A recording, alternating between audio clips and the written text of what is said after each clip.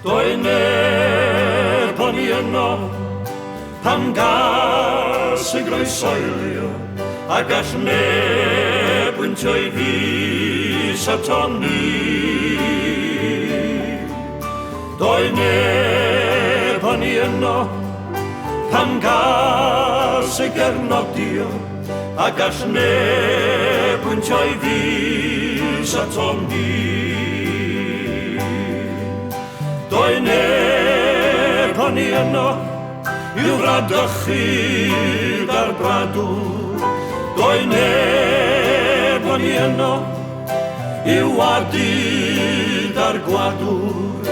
Doi neb o'n i yno i'w dwyllod ar twyllwr a gall neb wyntio fis aton ni. Honna, gall neb wyntio fis aton ni.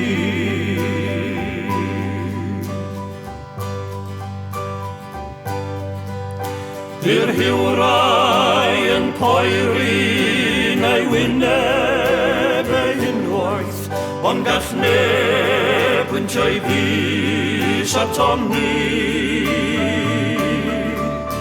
Dy'r hiwrai yn sarnu ei enw ei ganwaith, ond gall neb wyntio fis aton ni.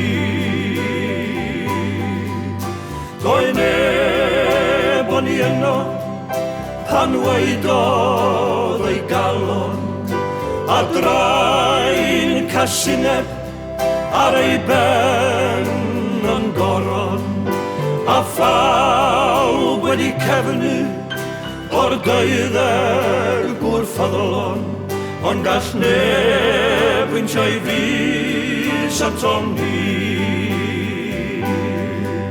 Honna, gall neb wyntio fis aton ni.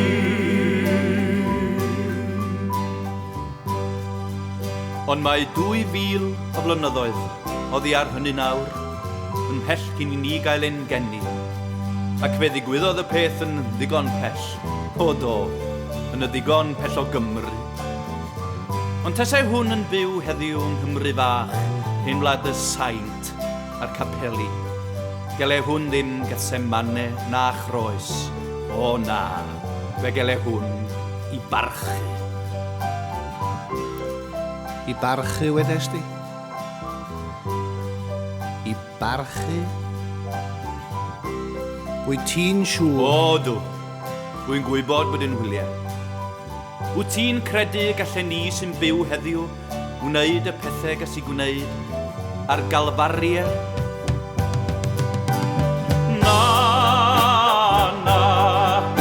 mae Peilat yn ei fedd ers canrifoedd y ffrind a Judas wedi gladdu'n yr os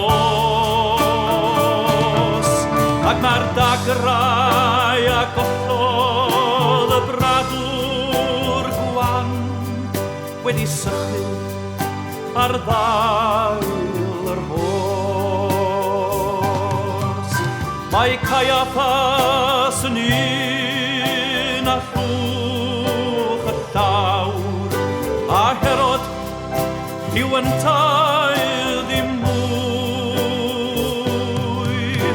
Yr haen yn gyfrifol am wrthod y mab, yr haen aeth y marwol glwy.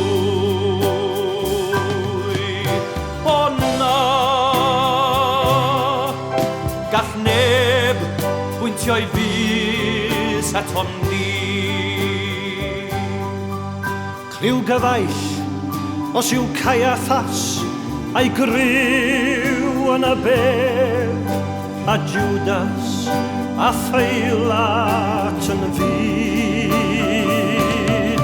Tra bu dynion yn chwarae drinks, bydd mab Duw yn mynd I galfaria o hyd. Ai ni sy'n anesmwyth yn cydwybod y dwed, heb wybod y beth i wneud am abdyw. O'r hawdd y golchi'n dwylo fel peilant gynt, a mynd mlaen yn y ffars mahofydd. O na, gall neb yn troi fys ato'n hyn.